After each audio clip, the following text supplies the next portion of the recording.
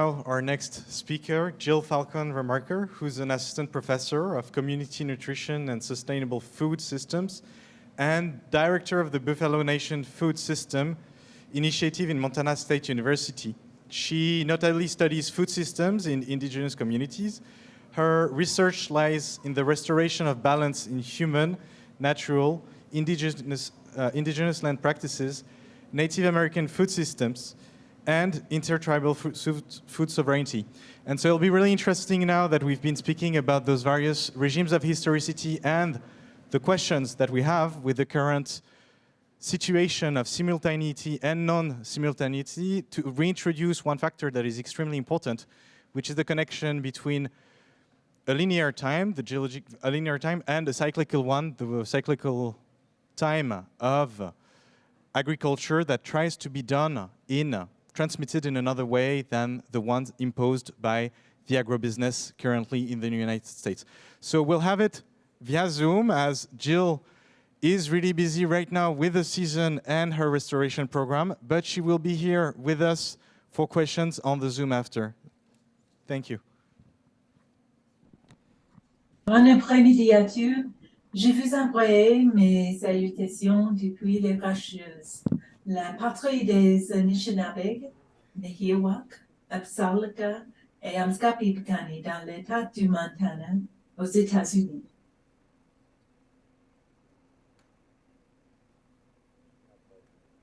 Bojo Nindiname Maganadok, Bishkinamish to Dam Eque and Daga, Makwan Mikanakwaji and Dunjaba, Nishnaabe Eque, Medevan Eque and Dow. And I greet you in Anishinaabe Moan, the language of Anishinaabe, the Ojibwa nation of Turtle Island or North America. And I say hello, all my relatives. My Anishinaabe name is Flaming Horsewoman. I am a member of the Bear Clan. I come from the Turtle Mountain Band of Chippewa at Medewanibig, the great confluence of the Missouri and the Yellowstone rivers. And I am a second-degree member of Midway-Wegan Medewan Lodge at Rosa River First Nation in Manitoba, Canada. My English name is Jill Falcon Ramaker, and I am the assistant professor of community nutrition and sustainable food systems and the director of the Buffalo Nation's Food System Initiative at Montana State University in Bozeman, Montana. Our program supports education and research for indigenous food sovereignty, or the ability to feed ourselves in healthy and culturally appropriate ways for the well-being of the land and the people. The title of my talk today is Healing the Web of Life. I will present to you the Buffalo Nation's Food System Initiative that flows from the work of my doctoral research and Indigenous environmental history entitled Geshe Bishiki, Grandfather Buffalo, Anishinaabe Sovereignty, the Seasonal Round, and Resistance to the Colonization of the Web of Life, 1780 to 1890. The findings of my research were this. Grandfather Buffalo was our sovereignty in the center of our economy, the kinship network of exchange. Our food system, the seasonal round, was sustainable for millennia because it was critically embedded in our way of life. Worldview matters. By their words, deeds, and movement, Anishinaabe resisted colonization to the web of life. In the early 1700s, my people lived here in the area around the Great Lakes. Our food system, the seasonal round, centered around wild rice. As fur traders moved into our region and the settler colonial system began to take hold, we provided thousands and thousands of pounds of monoman, or wild rice, to the newcomers for their sustenance. The fur traders, Scottish, French, English, Irish, and German, represented an extractive colonial economy with demands for many things from our homeland. But first, a demand for the furs of small mammals. As the small four-legged animals were trapped out of our homeland, the land that had fed us for millennia was no longer rich in food. The balance in the web of life had begun to erode. The intensive fur trade was followed by another wave of extraction, represented by Lord Selkirk of Scotland, who came to found the first European agricultural colony in the heart of North America. Christian missionaries were employed to turn our people into Christian farmers to serve the new colonial economy. My relatives resisted and moved west with the buffalo. From the 1730s forward, Anishinaabe followed the buffalo onto the northwestern plains. The circle of our seasonal movement across the land stretched out. As the colonial economy found uses for the buffalo hides as conveyor belts in the factories of the East, we were pressed farther and farther west with the last remaining herds of buffalo. My ancestors were participating in the longest sustained lifeway in North America, more than 13,000 years. We now call this way of life the seasonal round. It was the original mobile society and the original local food system. The buffalo culture seasonal round was a highly sophisticated, methodical, annual series of movements on the land to tend wild plots, cultivate, hunt, harvest, and trade. The seasonal round was not a hand-to-mouth existence. It involved a sophisticated division of labor and an immense amount of ecological knowledge of seasons and place handed down over millennia, knowledge retained as a matter of life and death. Our food system was embedded in our way of life or worldview. Lifeways and foodways were highly integrated in the Anishinaabe world, in which spiritual beliefs and practices were as essential to the food system as knowledge of hunting, harvesting, and processing food. Historian Irvin Hollowell called this a culturally constituted world, and it included our way of connecting to the land, our language, way of relation, way of thinking, and way of being. All of this comprised our way of giving back to the land before taking, of constantly giving consideration to the precious balance in the web of life. In turn, our way of life also flowed from a kinship system of exchange. In the allocation of value, we counted kin, human and other than human, above all else. My doctoral research delineates two contrasting economies, that of the settler colonial market system and that of the Anishinaabe network of exchange. In the settler colonial system, wealth is measured by personal accumulation. Equity belongs to the winner in a competitive system. The bottom line is profit earnings.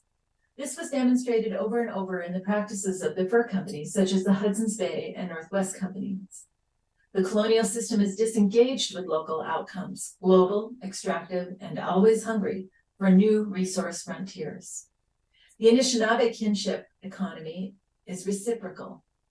Wealth is measured by what you give away to your relatives. Equity is, therefore, in relationships, in social covenant based on exchange. An example of this is the giveaway ceremonies practiced all across the plains to this day. Our food system, the seasonal round, was sustainable for millennia because it was critically embedded in our way of life. By building reciprocal relationships in the web of life, including human and other than human beings, we protected a balance in the web of relationship that in turn protected our sustenance.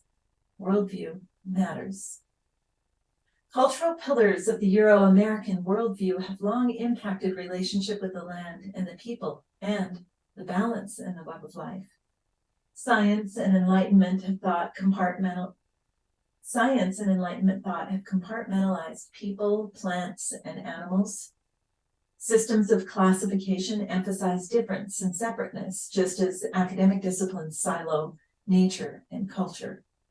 Christian dominion theory has impressed hierarchical thinking, as has the notion of manifest destiny. Worldview matters and has brought about catastrophic divisions between people and place.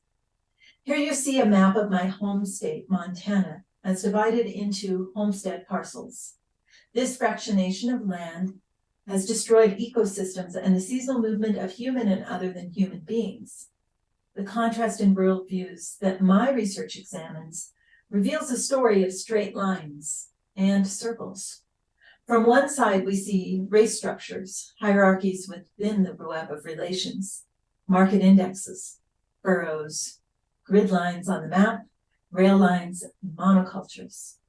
From another angle, we see a circle of relationship in which humans are the last one to enter the circle, making every other being a teacher to us. We also see movement in a circle with the seasons. Our movement on the land, a circular pattern following the seasons, was not just about sustenance. It was also movement through a sacred landscape. Anishinaabe used sacred tobacco to make offerings when they harvested wild plants and animals, and when they planted seeds as they cultivated food. They carried songs for hunting, songs for planting and harvesting. The songs were a prayer offering sung to acknowledge the work of each being, the sacrifice that was being made for the web of life. Fasting was also an important land practice as it puts us in alignment with the spiritual and natural worlds. The thirsty dance, or sun dance, was organized collectively and many nations joined together. The dancers made spiritual sacrifices in their dancing, offered for the good of all the people. Through their dancing, they invited rain to feed the grass, which would feed the buffalo, who would feed the people.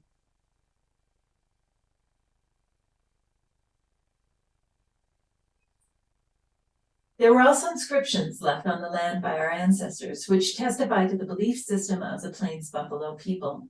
Medicine wheels, circular stone structures which mark the land through the buffalo country. These inscriptions, the medicine wheels, are our teaching tools, which show us how to live in balance in the web of life. These glyphic symbols, ancient celestial clocks of stone, were used to maintain our rhythm with the seasonal way of life. They remind us of our connection to the land and the way it has always provided for us. The greatest of these is the medicine wheel inscribed by the great herd of buffalo. In 1851, European explorer Henry Yule Hine reported the path of the great herd of buffalo on the northwestern plains. They moved in a pattern of the medicine wheel, in which they were in the east in the spring and carved a path with their hooves in a great clockwise circle through the Buffalo Nation's biocultural region. The people followed them, and the buffalo led us to the food and medicine plants as we needed them. Worldview, ways of knowing, being, and doing shape our relationships with the web of life. Environmental history is about looking back to look forward, and as an Anishinaabe woman, there is a very important story from the past that guides us into the future. The Anishinaabe prophecy of the seventh fire tells us that we will come to a time when the earth is burning. We will find ourselves at a crossroads where there will be two paths to follow. One is a scorched path and the other is green or verdant. In order to go forward on that green path, we are told we must go back along our path and pick up our teachings, our language, our land practices, our songs, and our food ways. And once we have done that, we must share these teachings with all. Otherwise, none of us will go forward on that good path. Anishinaabe call the current time that we are in Onji Seahi, meaning changing earth time.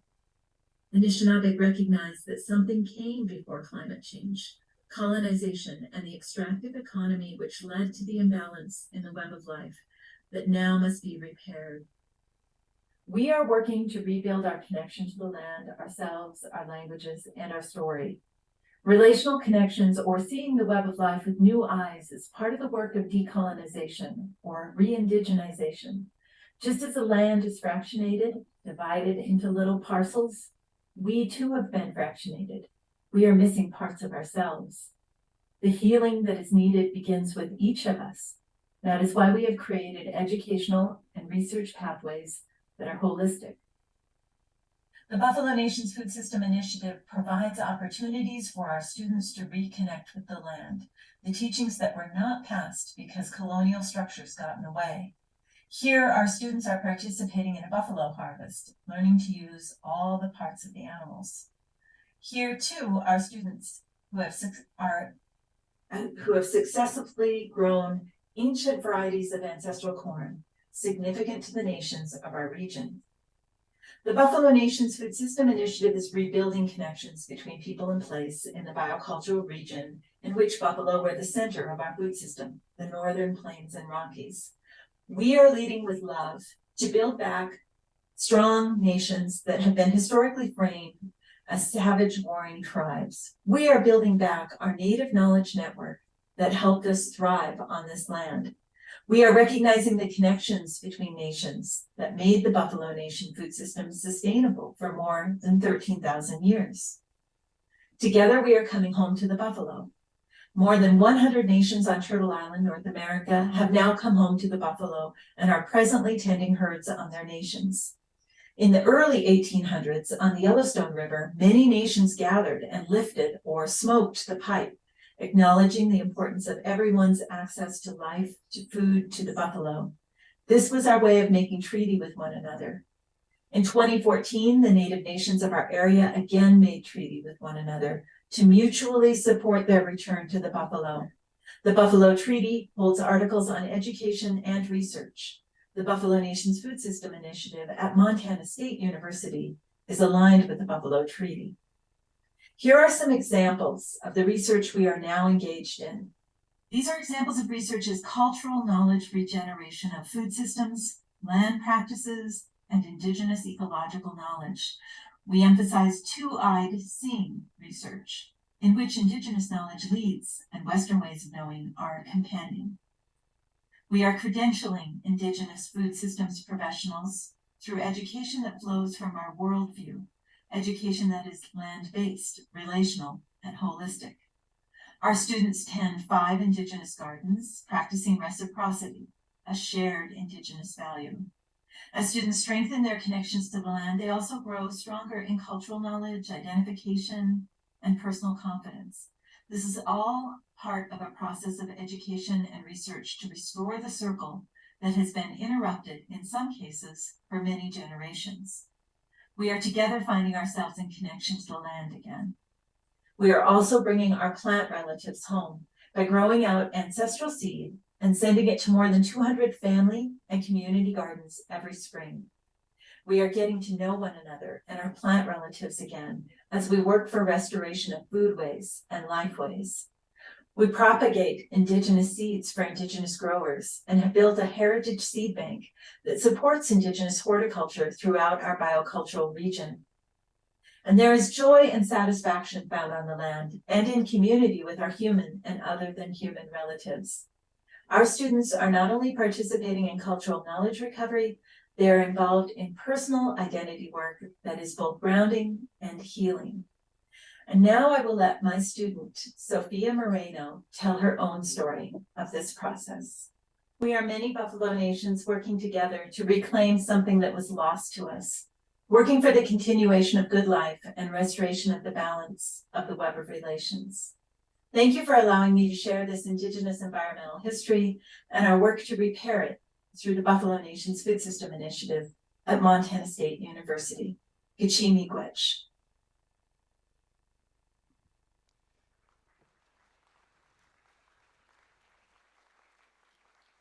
Hi, Jill. Bonjour. Good Jill. afternoon, everyone. Thank you so much for being with us. Thank you so much. The idea is that I'm sure that there are many questions that are around. Anyway, like it was a very inspiring talk, especially if I have to say how interesting it is in terms of rhetoric, the way in which you contrast the lines that were put on the rulers on those maps that impose those kind of hierarchy, but also impose those rulers impose the rule of a certain way of doing agribusiness, a certain way of like exploiting soils, and how you contrast that with this cyclicity not only of the seasons, but also the cyclicity of the transmission of knowledge that you're doing with your students, with your partners in this adventure, to kind of restore, to conserve these different strategies for growing land, for growing food and crops in a different way, and through other strategies. And maybe a first question would be like, how much actual food can you produce in those gardens? Like how can you quantify the amount of food that is produced in the work that you do? Well, at this point in our gardening, we are mainly teaching the practices, and we're sending out seed to the family and community gardeners across the state, and they're all learning in their communities or continuing something that they already knew in growing food. many of us were not growers. Many of us were not horticulturists, or we were at different periods in the past and then went away from it. But we're coming back to it now because colonization is not going away anytime soon. And so we're picking up these practices. And as we come home to our herds, I think we'll have more and more capacity for feeding ourselves. So it's a mix of both indigenous and non-indigenous ways of growing and procuring food at this point. But I think that at the bottom line, what's most important is that we're decolonizing our minds, that we're coming back to be observational of the seasons and the cycles, and coming back into the rhythm of that work in a way that is based on indigenous value, indigenous cultural ways. Thank you for that answer. Are there questions? Est-ce qu'il y a des questions dans la salle? Yeah, maybe just a quick question before I share the mic. Thank you so much for your intervention. I was actually wondering, when you spoke about native knowledges and sharing them and transmitting them, I was wondering about how do they sometimes may enter into conflict with other hegemonic ways of dealing with food supply and also with dealing with the way we manage natural resources in general. So you spoke about those native knowledges and trying to restore them, but also the current environment is very different from the environment where these knowledges emerged. So I was wondering, how do you deal with that now? And also, how do you deal with sometimes different types of obstacle that can enter into conflict with restoring those knowledges? Thank you. Yes, I think that this is tricky. Definitely, I think that bringing indigenous knowledge into education is tricky because we want to protect that knowledge. And so I'm teaching at a primarily white institution. And so for that reason, we have aligned ourselves with the Buffalo Treaty that is signed by more than 40 tribes across North America.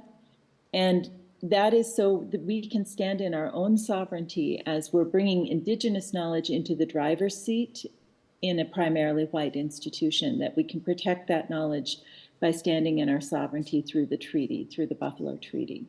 So that's one way we're addressing it, but yeah, it's tricky. Thank you. Mm-hmm. And just to add to that, I think that it's a very political atmosphere here in the US and in Canada, where cattle are in competition for the grass. And so there is a lot of political pushback right now, and has been as we've begun to bring the buffalo back to our lands. There's a lot of pushback by the cattle growers, and they're very politically organized. This has been a very big controversy in bringing some of the buffalo out of Yellowstone National Park, which is where we live here, and bringing those to our tribes. Because as we bring the buffalo across the land to many different places, we're taking up places where cattle might have been grown, and that's a challenge to another industry, a very different way of doing agricultural work. Hi, and thank you so much for sharing your work with us today. In this long process of re-inoculating a deeper culture and, as some might frame it, a new dream of the modern world into our context today, how do you reinstill a sense of patience for 50, 150, 500-year cycles with your funders and your partners in this project, in these Western frames?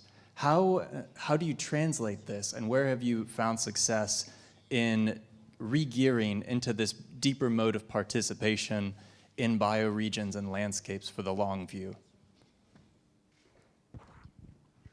Yes, so it's tricky because we're trying to undo some of what has been done. So right now I have a doctoral student who's doing measurements on grasslands in the Blackfeet area, where we're bringing buffalo onto the land there. So we're baselining ecological status with how the grasses are growing. And, so our research, our measurements are going to take place over a very long time as we see what the reintegration of buffalo will do for the land.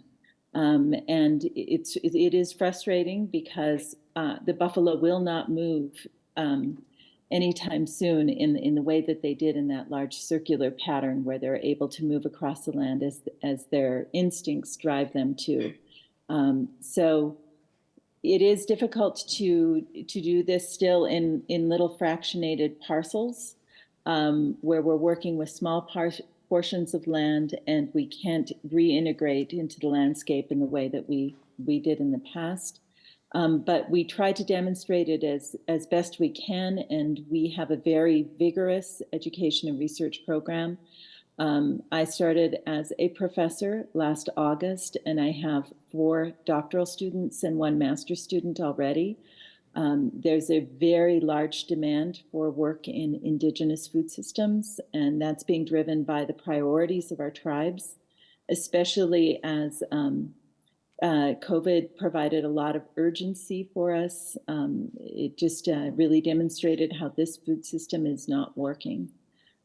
So I think it's happening, the cultural shift to come home to our teachings and our work is happening very fast as far as human movement goes. But we know that it'll take a long time until we can reintegrate on the land in the ways that we hope to.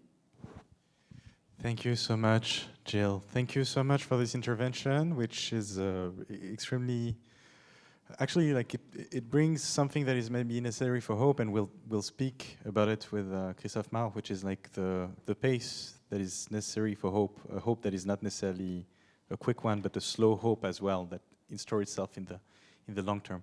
Again, thank you so much for being with us. We're going to take a break for about 10 minutes.